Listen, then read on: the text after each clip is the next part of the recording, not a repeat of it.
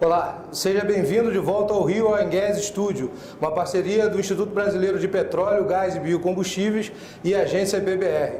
Hoje a gente está aqui com José Fernandes de Freitas, coordenador de áreas terrestres da Agência Nacional do Petróleo, e Anabal Júnior, secretário executivo da Associação Brasileira de Produtores Independentes de Petróleo. Vamos bater um papo sobre o mercado de petróleo onshore no Brasil.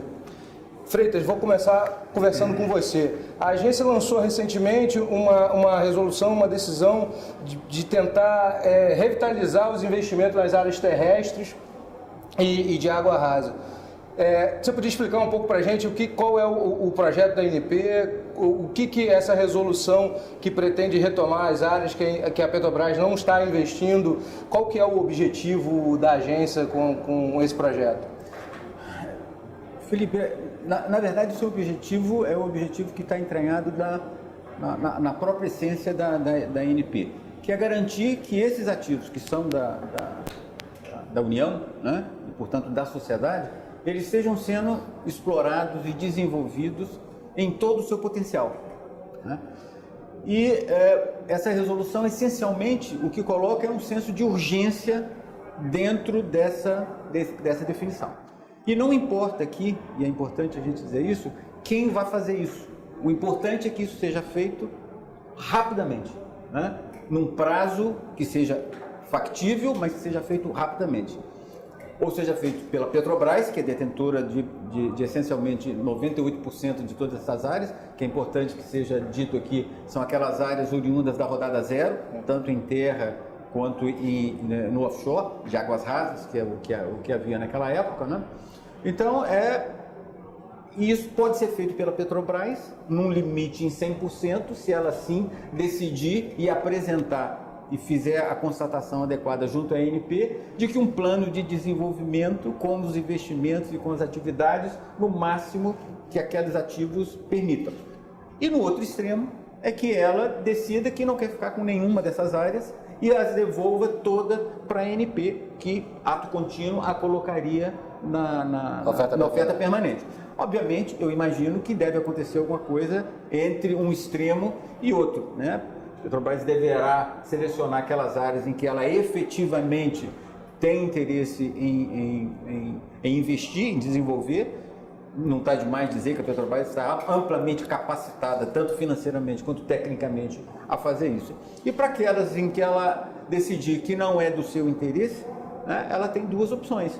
Ou ela faz a cessão de direitos, e no sentido explicitado lá naquela norma, num leilão onde a ANP pode assessorá-la, pode assisti-la, no intuito de fazê-lo o mais rapidamente possível, ou efetivamente devolver essas áreas à ANP, e como eu disse antes, automaticamente isso chegará ao mercado através da oferta permanente. O prazo final para que isso tudo aconteça é o final do primeiro semestre de 2019. Existe um prazo intermediário de 90 dias aí, que é o prazo em que será dado à Petrobras, a partir da notificação, que deve acontecer nos próximos dias, dela definir exatamente quais são os campos que ela quer ficar e quais aqueles que ela pretende fazer cessão ou devolver à ANP. Tem um ponto a mais nessa resolução que eu acho que é importante, claro, que eu gostaria de ressaltar aqui, que é a decisão que foi tomada pela diretoria colegiada da ANP de levar ao CAD, né, a situação que nós temos hoje nesse mercado onshore e no mercado offshore no que diz respeito à comercialização, entendendo-se a comercialização pelo conjunto não só da compra e venda, mas também do transporte dessa produção, desde da sua origem, lá do campo de produção, até o mercado efetivamente. Isso significa utilização de infraestruturas existentes de escoamento, de transporte e de tratamento. Nós entendemos que há uma concentração grande desses ativos em mãos da Petrobras, né? E nós estamos levando esse assunto ao CAD, o que entendemos também que é da sua sua competência, avaliar se essa concentração se constitui em um óbice para o desenvolvimento desse mercado. Anabol, como é que a indústria recebe esse projeto da ANP, dessas mudanças, de tentar atrair esses investimentos? Sei que é um pleito da indústria há muito tempo. Como é que vocês estão vendo isso e qual que é a expectativa? O Freitas falou de 2 modelos que podem ser feitos, dada a evolução das áreas e relicitação. Qual dos 2 vocês avaliam como melhor para... Olha, eu acho que o Brasil já viveu e percebeu as consequências de ter um operador único num setor tão importante como o petróleo e gás. Por questões óbvias, houve as dificuldades que houveram e se criou uma grande expectativa e até um certo prejuízo ao país, as consequências dessa situação que foi no Lava Jato. Então, fazendo um raciocínio aqui, se nós já tivéssemos tido um mercado maduro com empresas independentes, talvez os efeitos dessa situação fossem minimizados e fossem menores do que tem sido, pelo menos para a indústria de montagem, por exemplo, e de engenharia civil. Então, acho que a pluralidade sempre é saudável, e não só para o petróleo e gás, mas de uma maneira geral. Eu acho que quanto mais agentes houverem, melhor será para o país. E não tenho dúvida de que no nosso setor, especificamente, as empresas estão preparadas para isso. É um assunto que já vem sendo tratado de alguma forma no Brasil há algum tempo, e acho que está maduro o assunto, né? Estava até comentando ontem no Fórum Onshore, isso já virou uma questão de Estado, né? Recentemente, na Bahia, nós tivemos um evento chamado Petronor, 2018, e o MME, com a sua generosidade, fez uma audiência pública do programa do READ, e houve um depoimento muito contundente de um agente econômico, uma pessoa que estava participando lá de Mossoró, e disse: olha, vocês não sabem o que é fome. A fome tem pressa. Nós temos 14 mil desempregados na cidade como Mossoró, que é quase um caos social. Então, preciso que vocês saiam de Brasília, peguem um voo e venham para Mossoró para vocês conhecerem o que é miséria. Então, dentro desse depoimento como esse, acho que a medida da ANP é mais do que necessária. E eu queria aqui fazer um recorte rápido. A coordenação de área terrestre, que é um pleito desde 2010 que a BPIP tem, pela convivência e pelas dificuldades que enfrentava de tratar cada superintendência, né, individualmente, e nós pleiteávamos isso, e a gestão do Dr. Décio, no primeiro momento, criou essa coordenação e teve a feliz decisão de trazer o Freitas, que eu coloco isso muito francamente, pelo esse espírito republicano que ele sempre tem. Divergimos em muita coisa, às vezes diversões muito contundentes até, mas sempre num clima de respeito. E o Freitas tem essa capacidade de suavizar assuntos que são sensíveis, né? Então, só para ilustrar, nós temos uma agenda regulatória que engloba praticamente uns 30 itens, divididos por superintendência. E o Freitas tem feito esse trabalho de aproximação do mercado com a superintendência e temos evoluído bastante, até nessa questão de desarramento dos espíritos, né? Do agente regulado com o agente regulador. Então, é muito oportuno isso. E acho que nós estamos, e eu comentava isso lá, tenho percebido das diversas pessoas com quem eu tenho falado aqui na feira, a expectativa positiva para 2019. Acho que é uma coisa unânime o trabalho que a ANP tem feito de desconstruir esse cenário de dificuldades e apontar para um cenário de entendimento, de facilitação das dificuldades que todos enfrentamos, respeitar o papel do órgão regulador, e acho que isso tem sido muito positivo. Freitas, a gente tem o entendimento de que essa resolução atinge as áreas da rodada zero, né? Dá para a gente quantificar e mostrar qual é o tamanho do que pode ser isso? Quantas áreas poderiam ser atingidas? Tem uma ideia, mais ou menos? São cerca de 200 áreas, são 200 contratos. Dentro da ANP a gente fala sempre em contratos, né? A gente trata de contratos, a gente resolve contratos. Não necessariamente é a maneira como o mundo gerencia esses ativos, né? Como exemplo, né, Petrobras, tanto no projeto Ártico como no projeto Topázio, ela colocou à venda polos, que são conjuntos de contratos. Alto do Rodrigues, por exemplo, são 34, 35 contratos, né? Então, essa resolução ela abrange cerca de 200 contratos, né? E é importante dizer que tanto o projeto Topázio quanto o projeto Ártico estão circunscritos dentro dessas 200 áreas. Esse é um ponto importante porque eu acho que a indústria onshore espera muito o andamento do projeto, tanto o Ártico quanto o Topázio, mas mais o Topázio, que já é mais antigo. Anabel, como que vocês estão vendo aí o andamento desse projeto? Eu imagino que tenha uma expectativa aí de resolução para esse ano. Acho que a Petrobras tem a oportunidade de mostrar ao mercado a firmeza da decisão de sua diretoria. Então, eu acho que é quase com uma obrigação a Petrobras entregar, concluir essa licitação, pelo menos anunciar os vencedores até o final do ano. Se isso não acontecer, certamente o mercado pode entender de que não havia, de fato, uma repercussão da decisão de diretoria nos órgãos de execução desse procedimento. Mas eu estou muito esperançoso, acho que as coisas estão caminhando e, pelo que eu ouço falar, isso está sempre uma dificuldade, porque os agentes que participam da licitação estão sob sigilo, então você não consegue falar diretamente com essas empresas, é muito de ouvir dizer aqui e acolá, mas eu percebo que tem um processo que está em curso e estamos muito otimistas. Acho que vai ser muito importante para a Petrobras ela fazer esse anúncio, porque tinha até a expectativa de que ela fizesse algum anúncio aqui na feira, né? Mas enfim, acho que vai ser importante que seja antes do final do ano. Mas você que representa, está numa associação que representa produtores independentes, como que está? A gente está no meio de um processo de mudança, né? Vamos ter eleição agora mês que vem, então tem toda uma expectativa do que vem por aí. Quando a gente participou aqui da cerimônia de abertura, a grande mensagem foi de manutenção, de continuidade e tal.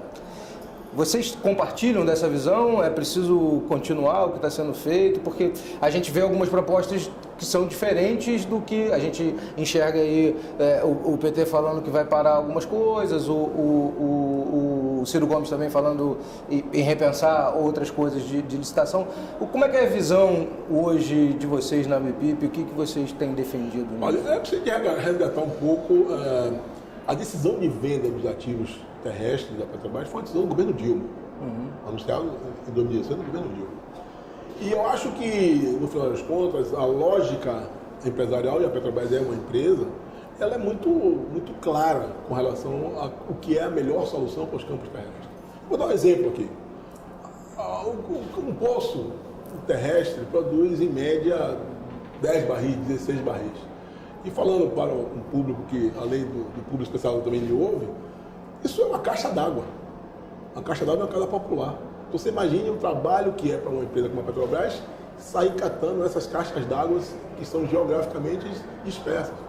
E, por outro lado, ela tem um ativo que produz, em média, 16 mil barris por poço.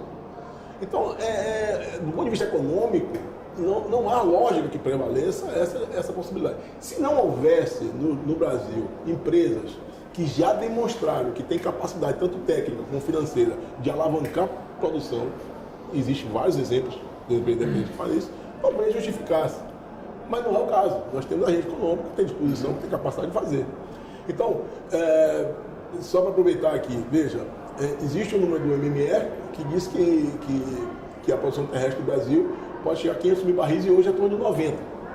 E se, aliás, nós temos um trabalho que o Freitas preparou e eu, de vez em quando, uso aí o trabalho dele. Se você compara a performance do onshore brasileiro com qualquer país da América do Sul, Peru, Colômbia, Equador, Argentina, México, a gente perde goleada. Então, nada respeitando os nossos parceiros, mas a dimensão continental do Brasil e a tradição que o Brasil tem no petróleo são muito maiores do que o dele. Então tem algo errado no onshore. E além disso, no exercício que nós fizemos na IBPIP, se você pega, extrapola a curva da Petrobras, usando a taxa de crescimento da produção das empresas independentes operadas nos campos dela, que são muito piores do que a da Petrobras, em 5 anos nós perdemos 150 milhões de barris sendo produzidos. A produção deveria ser mais do dobro daquela época, em 2015. Então não tenho dúvida, já comecei com algumas pessoas, trocando informação, nos próximos 3 anos a gente consegue chegar a 250 mil, 300 mil barris, eu lhe garanto que isso é possível. E a consequência social disso, que eu acho que é importante que seja dito, existe um estudo da FIEB, portanto é um estudo independente, que demonstra que a cada 10 mil barris você pode gerar ou perder 23 mil empregos diretos, indiretos ou por efeito renda. Então, veja, se nós vamos sair de 100 mil para 200 mil, para facilitar a conta, são 100 mil barris, dividido por 10, são 230 mil empregos numa região como o Nordeste. Para vocês terem ideia do potencial de benefício social que essa atividade pode gerar. Freitas, o Anabal citou um exemplo que eu acho muito importante para a gente, que é a questão da Argentina, né? Que está aqui do nosso lado, tem todo o desenvolvimento que está sendo feito em Vaca Muerta, o trabalho lá de cheio, né? Você enxerga a gente com um mercado onshore desse tamanho, ou do mercado onshore como é o mercado canadense? Você enxerga essa potencialidade? Né? Nós temos uma extensão de bacias sedimentares onshore de 1,5 milhão de quilômetros quadrados, mais ou menos. Ela é significativamente maior que as bacias sedimentares da Argentina. Uhum. É mais do que o dobro, bem mais do que o dobro, do que as bacias sedimentares da província de Alberta, no Canadá. E a província de Alberta tem números que colocam a nossa realidade aqui numa situação envergonhosa, embaraçosa, né? A província de Alberta tem hoje 500 mil poços perfurados, dos quais 160 mil poços estão ativos.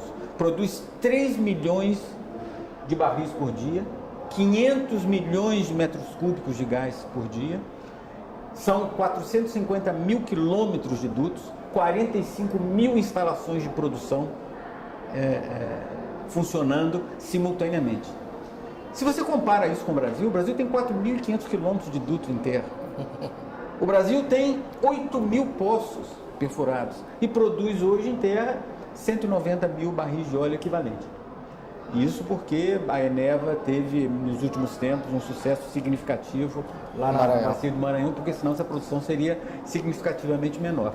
Então, tudo indica, efetivamente, se você faz todas as comparações estatísticas, que nós estamos subdesenvolvidos no que diz respeito ao onshore.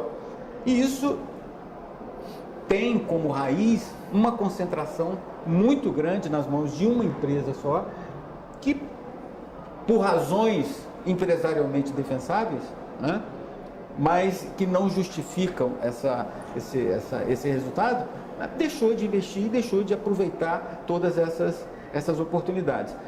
Embora a indústria na Argentina seja bastante mais antiga do que a indústria de petróleo e gás no Brasil, né, os argentinos começaram isso lá no final do século XIX, nós demoramos um pouco mais para isso. A Argentina não passou por esse nível de concentração tão grande. Embora a YPF seja uma empresa dominante, a Argentina soube, ao longo do tempo, sempre manter e criar uma indústria de petróleo e gás plural e com bastante pujança.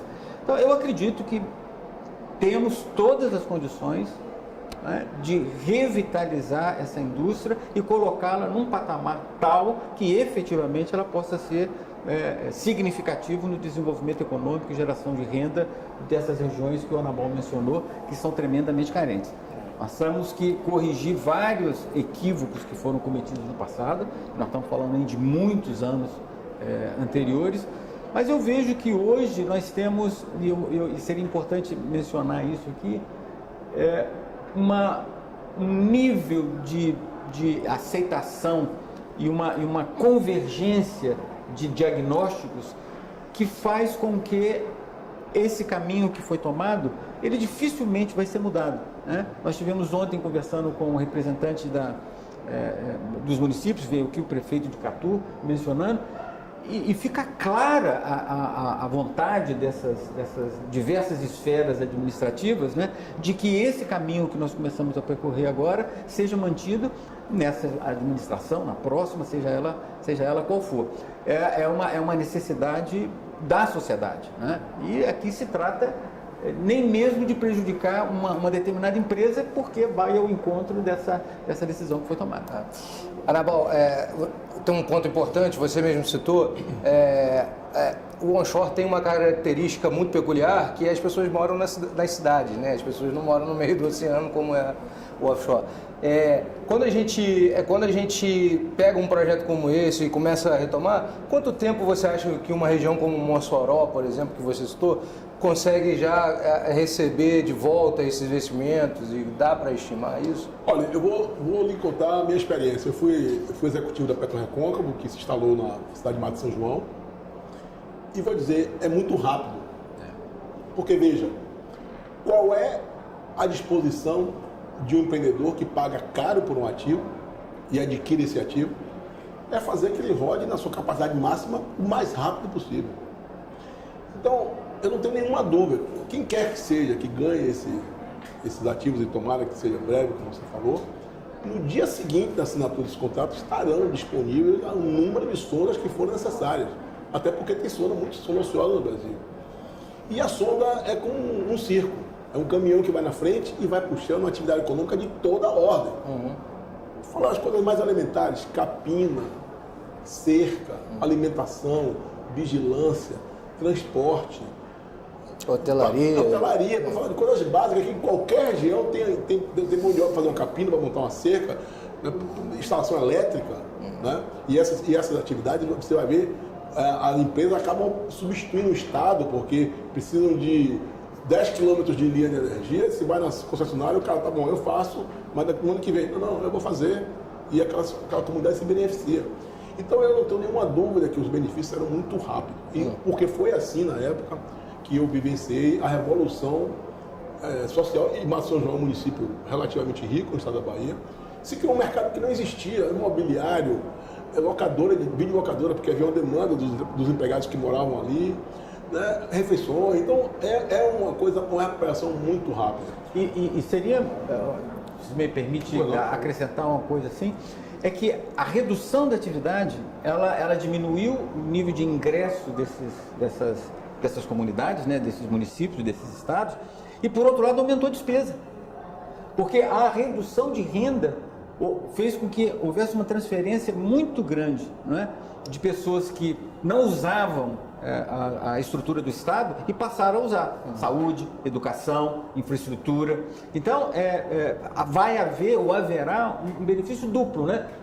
Os investimentos voltam e, ao mesmo tempo, reduz as despesas do Estado. Isso foi confirmado ontem pelo prefeito de Catu. Isso não é uma coisa hipotética, não. O prefeito de Catu trouxe números, esses custos... Números impressionantes. Aumentaram em torno de 400%. Não é duplamente perverso, porque perde receita e aumenta a despesa, né?